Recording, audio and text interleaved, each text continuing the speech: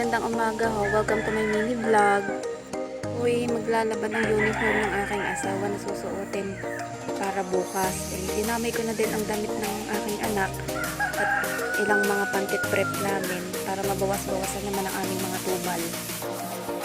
Pero naman ho, yung tubal na aking anak ay para ilang peraso lang ay sinama ko na din. Uwi naman ho akong maglalaban ng uniform ng aking asawa, isinasama ko din ang tubal ng aking anak. Tsaka mga tubal nga na pantit bra. Para mabawas-bawasan nga naman ang aking mga labahin. Kaya naman ho ako yung nagkukusot din, ayaw ko nang ginagamitan ko ng washing ang damit ng aking anak at uniform ng aking asawa. At nasisira ang mga tela. Ay lalo na ho sa mga pante, hindi man to nalalabhan ng ayos, di maigi pang kamayin na lang at babrasin ko ng babrasin. Di ang aking akong gawa ay para hindi ako lugis pagdadryer, di dadagdagan ko ang aking lalaban para hindi lugis pagdadryer. Sayang din sa kuryente, tiga.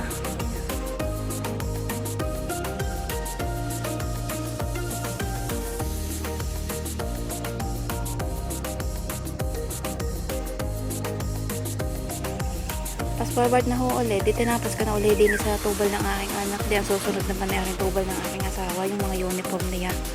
Wala ang peraso. May kasama ang mga pantipra. Sarap nga ba ang manood habang naglalaba? Sarap laang.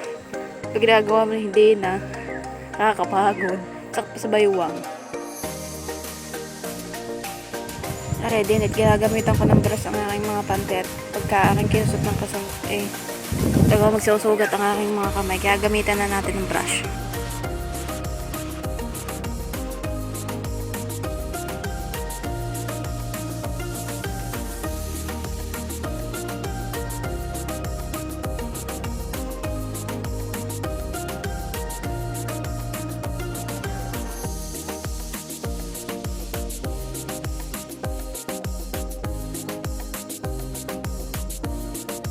At din yung sa parteng are, ako'y patapos na rin maglaba.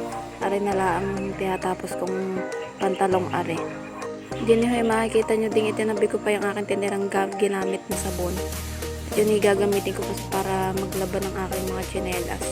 Kapag din mo kung are, ay magbabanlaw na. Pero ako'y nakailang banlaw din huwag ko kayo magtatakong bakit iisa lang ho yung banlaw ko din sa video. Kanina ho, habang ako'y nagbibideo, biglang nag-stop ang aking recording at full storage na pala. Kaya fast forward na lang ho ulit. Tuwi naman ho akong magbabanlaw ang aking gawain lagi 3 banlaw, minsan pa ngay 4. Hindi na sa pag-dryer. Sasalang ko ng aking mga damit at i-dryer ko na.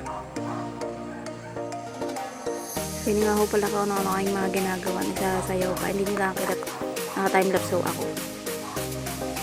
Yan, wala ho ako din saglit at kumuha ako ng mga hanger saka ipitan. Pagpasensyahan nyo na ho ang aking voice over at talaga namang hindi ko maiiwasang tahimik at panay din hayop or aso, manok, tsaka ho ibon. Pasensyahan nyo na ho.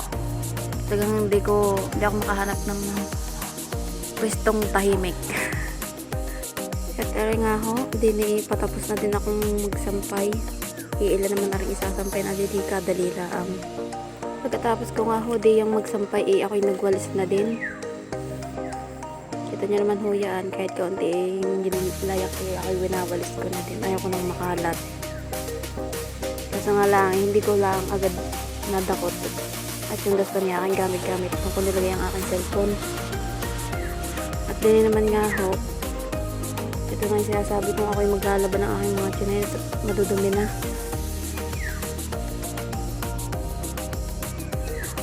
Kaya nga po wala ako'y lilinis din ng aming mga tsinelas at madumi na.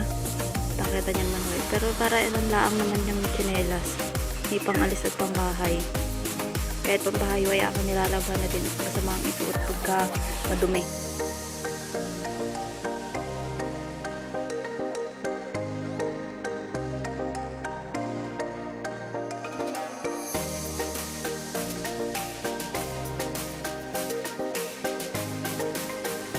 Pero at patapos na ako din tapos na pala.